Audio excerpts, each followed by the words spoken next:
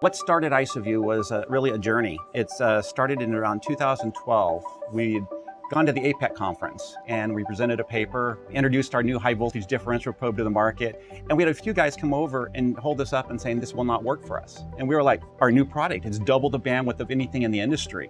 He says, it doesn't have the performance we need. These guys working on wide bandgap, silicon carbide, gallium nitride at the time, were saying nothing works. These are impossible measurements. And that kind of really triggered coming back into Beaverton and talking to the team, what triggered us to say, we got to do something. Well, it was after their trip to APEC when they came back with this set of requirements and decided that, you know, the conventional approaches weren't going to work. All these other methods that we talked about had obvious limitations, and doing it optically got us ahead a lot of those limitations. And so we decided to try and investigate this optical approach. So I came on board just about the time that they made the initial pivot from small to medium size. What I was asked to do, I'm the software guy in the group. We said, well, we're going to stick this in something the size of a pencil. So I had to get really creative with the processor, and I was also given probably less than 3 milliwatts. So this provided some very interesting challenges with doing a processor in low power mode, shut it down whenever possible. So the team was formed. It was amazing how the team came together. At first, we're all scratching our heads, how do we do it? But a lot of times in the lab and a lot of failures along the way and roadblocks. At the point where we say, this is gonna work.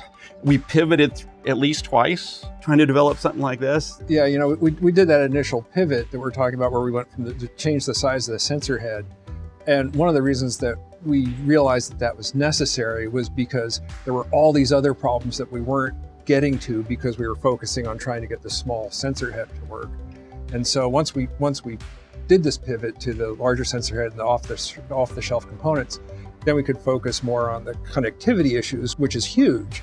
That was the next really big challenge that we had. I mean, we kind of addressed the power over fiber thing. We had a power budget that we thought we could work within, but then the connectivity thing, we started doing these tests on various circuits that we had in the lab and trying to get the performance that we wanted in common mode rejection. And conventional connection techniques just weren't cutting it. And they weren't even close. And so, you know, we went around and around and around in the lab trying to find an architecture, a configuration for that probe tip that would work.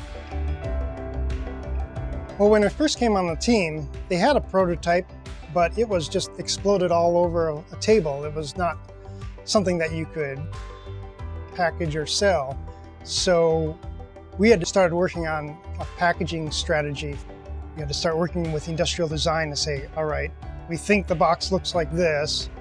How are we going to make this look fairly decent given our size constraints?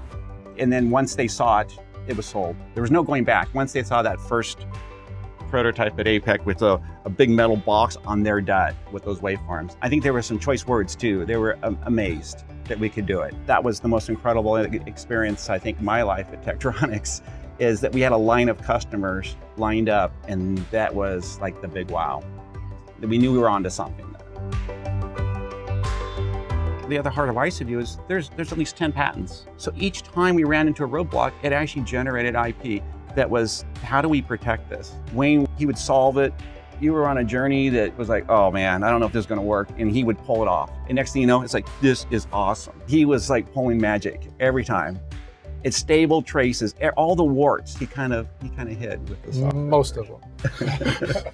I hear stories and tidbits about how customers are just excited about seeing things that they weren't even aware was happening. Some of them were said to be even in a panic that, oh my gosh, this artifact is on my circuit and I didn't even know it's there. That it kind of got them worried, but worried for the right reason. Going to these trade shows and having this constant stream of customers come through the booth and say, man, this is really great. I've never been able to see this before. How do I get one of these? It just really makes you feel good about having developed this product. Even the last show we went to, even though the product's been out for several years, there's still people coming into the booth with the same reactions. I just didn't know we could do this. making the impossible possible. It's not just 10% better or 20% better than anything in the world.